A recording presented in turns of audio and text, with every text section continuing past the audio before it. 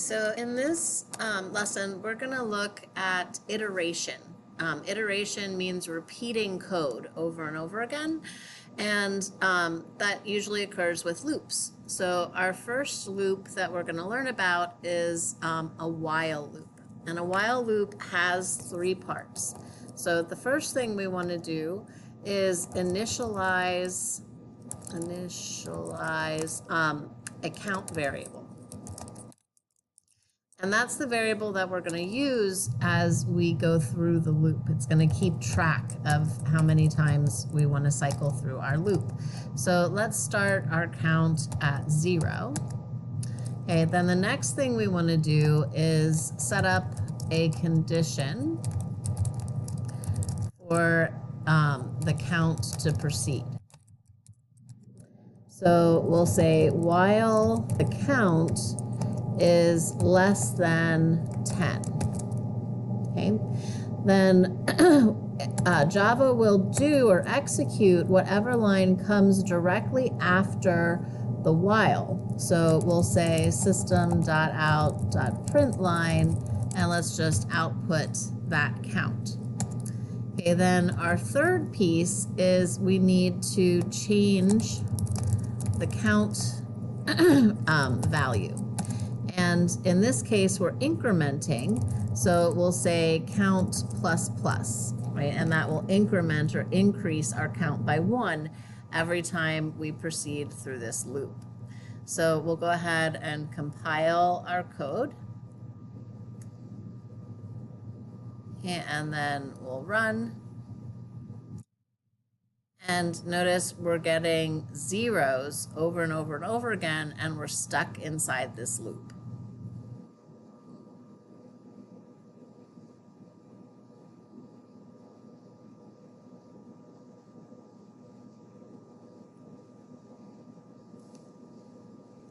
So why is that happening? Well, remember we said that after the while condition, Java will only execute the line that comes right after it. So it's never getting to this increment, right? Remember, Python reads the tabs, but Java does not. So I need my count to be part of this loop, what happens inside the loop. And we can control that by using an open and a closed curly brace, the same way we did with if and if-else statements. Right now, by grouping those two lines, system out print line and our increment for the count variable, now that's going to happen inside the loop, and we won't end up with a whole string of zeros. So let's go ahead, now we've made that change, and watch our count. Okay, so there's our, a little bit too far down. Let's scroll up here. There's our count, starts at 0, 1, 2, 3, 4, 5, 6, 7, 8, and stops at 9 because we told the count to start at 0 and proceed up to, but not including, the 10. Okay, now if I want to count down instead of counting up, I could start my count at 10, then I'm going to decrement, so a minus minus, instead of incrementing my count value. And I'm going to change this to say while the count is greater than or equal to 0, right? So now my count is going to go 10, 9, 8, 7, 6 all the way down to 0. So let's go ahead and test that one.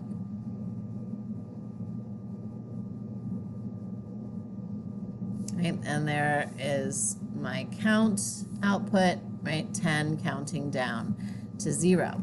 Okay, I don't have to increment or decrement only by ones. I could change this to say that the count is minus equal to 2.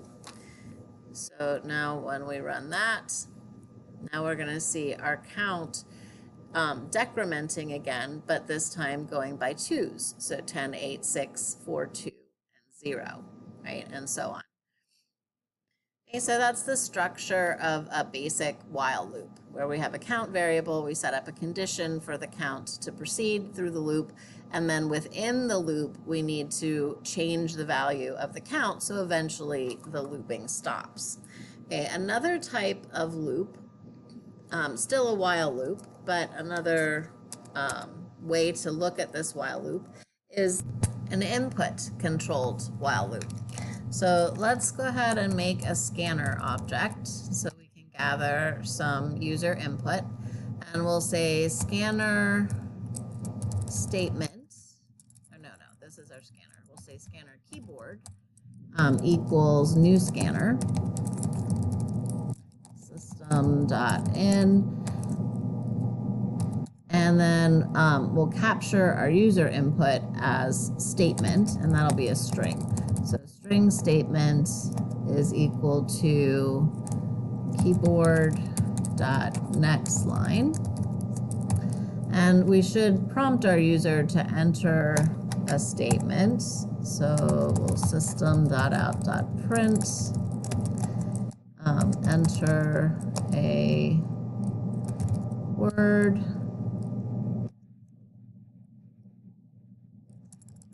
Say enter a statement. There we go. And next line is going to pick up everything up to their input. Okay, now to control the while loop with that user's input, we're going to say while their statement is not equal to exit. So the statement dot equals exit, right? If that evaluates to true, like their statement they typed in is exit, then not true is false, and this while loop would never execute, okay? But if what they enter is not exit, right? So not equal to exit, then let's do something with that. So we'll say system.out.println, your message was, and then we'll concatenate statement.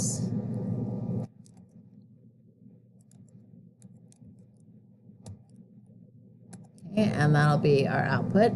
And then let's say statement equals keyboard dot next line.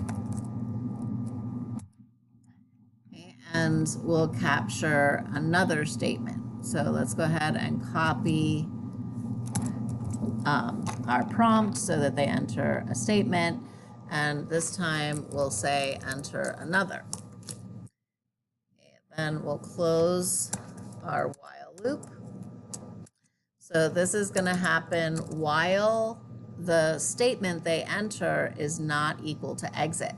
So instead of having a count variable and then maintaining that count until we meet a condition, we're going to have a text input that the user controls to stop the loop manually.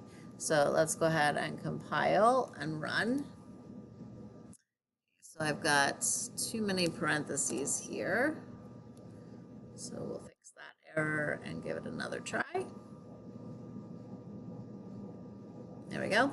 So we'll enter our statement, hello world, and there's my message. Your message was hello world.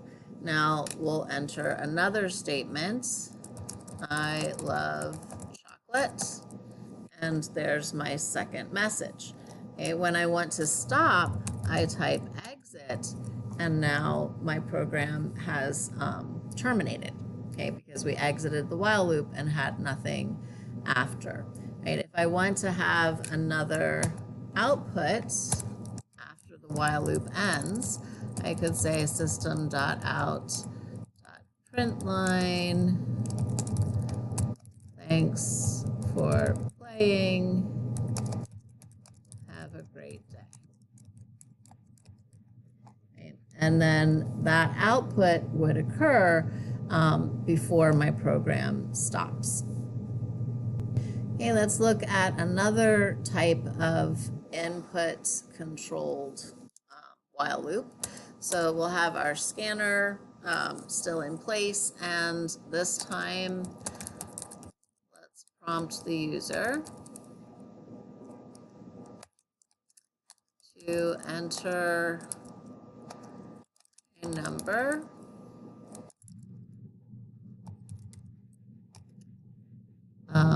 or -1 to stop.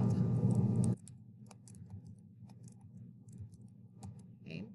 And we'll go ahead and capture that information. So we'll make this a double in case they enter a decimal value. And we'll get that from next double from the user's input. Okay, and we're going to average these numbers together. So let's start with system.out.println. Let's average a bunch of numbers. Okay, now we need our while loop. So while the number is not equal to -1, right? Because we told them to enter -1 to stop the loop. Okay, then we're going to say that sum plus equals number, right? That's going to add our number. And that means we need a sum to be declared as a variable. So double sum. And we'll start that sum at 0. Okay, so sum is going to get the number added to it inside of the loop. And then we're going to need to count the number of times the loop iterates so that we can divide the total by the number of numbers. So we'll have a count that gets incremented. So we're going to need to start our count. Whoops. So int count is going to start at 1 for the first number that they input. Okay, and then we're going to need to prompt them for another number. So we'll copy that and paste it into our while loop. And then we can close the loop. And now we can calculate the average. So the average, double average equals, and we're going to take the sum and divide it by the count. And then we can output the average is, and we'll concatenate that with the average that we just computed. Okay, so let's go ahead and compile, see if we need to debug anything. Okay, so double number. Oh, I already declared number as a double. So there we go. That was easy. And it looks like it's going to compile this time. So let's average a bunch of numbers, enter a number, or -1 to stop. So let's enter the number 10. Okay, then we'll do 2, 5, 3, 8, and then -1 will stop. So the average of 10, 2, 5, 3, and 8 is 4.6666 repeating. So we have a semantic error right in here because the average of 10, 12, 17, 28 divided by 1, 2, 3, 4, 5 is not 4.666 repeating. So that semantic error, right, go ahead and pause the video and see if you can troubleshoot what that is and how to fix it. Okay, so if you were able to find that mistake, it's because our count should have started at 0, not at 1. So this was getting added up and divided by 6 instead of by 5, and that's why our average turned out to be incorrect. But watch what happens now if I change this to a 0. So we'll go ahead and run.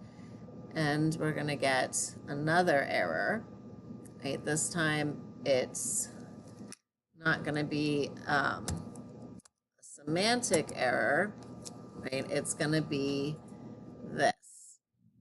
So what happens here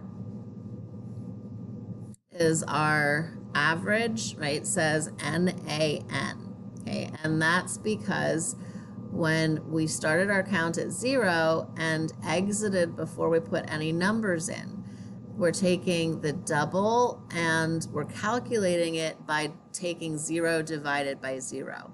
And you can't divide by 0, right? So that's where this error is coming from. It's dividing by 0 with a double is infinity, right? And we can't divide by infinity. So in order to correct this, we're going to need a condition. So we're going to say if the count is not equal to 0, okay, then we're going to group together, because we have two statements, the calculation of the average and the output of the average, right? If the count is equal to 0, then that's not going to happen and our program will just terminate. So let's go ahead and run that and see if that takes care of our errors. Okay, so let's average a bunch of numbers. If we put in -1 this time, right, notice it didn't output the average is with an error. We have just the program terminating.